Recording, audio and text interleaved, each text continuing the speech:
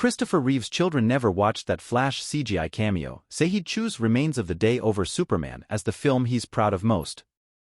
One of the most anticipated documentary premieres at the 2024 Sundance Film Festival is A Super/Man, the Christopher Reeve story, which tracks the eponymous star's rise to Hollywood icon and the near-fatal horse-riding accident in 1995 that left him paralyzed from the neck down. Reeve's children, Will, Matthew and Alexandra, appear as subjects in the movie and joined the Variety studio presented by Audible to discuss their father's legacy. Alexandra called the documentary a beautiful gift because it's rare to see your parents' life told in its totality, to see a life well lived on screen and in its full complexity.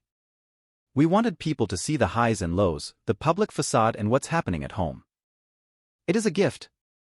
We're so lucky, Matthew added. We not only have his films to look at but a collection of home movies to dig up and go through and interviews on YouTube of him to pull up.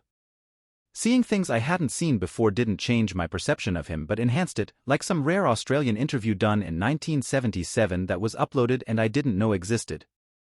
It was pretty cool to see that and uncover a lot more material than we knew about. Reeve's children were asked about their thoughts on their father's appearance in last year's Warner Bros. comic book tentpole The Flash. The studio controversially used CGI to recreate his likeness for a cameo in which his iteration of Superman is spotted by Ezra Miller's Flash out in the multiverse. None of them ever watched The Flash and they did not have involvement in that cameo. When asked what Christopher Reeve's role was the most underestimated in the wake of his career being dominated by Superman, Will didn't hesitate to give an answer. In our hometown in Bedford, New York, the local movie theater went through a rebrand a few years ago, Will said.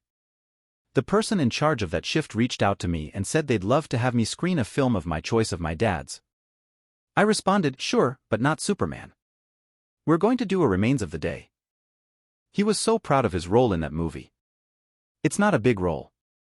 It's an important role in the film. He got to show a completely different side of himself. I knew how proud he was of that. Not that he wasn't proud of Superman, but if he were here he wouldn't choose Superman, he'd choose Remains of the Day. I don't think about the Superman films as much as I do about the swings he took beyond this larger-than-life role.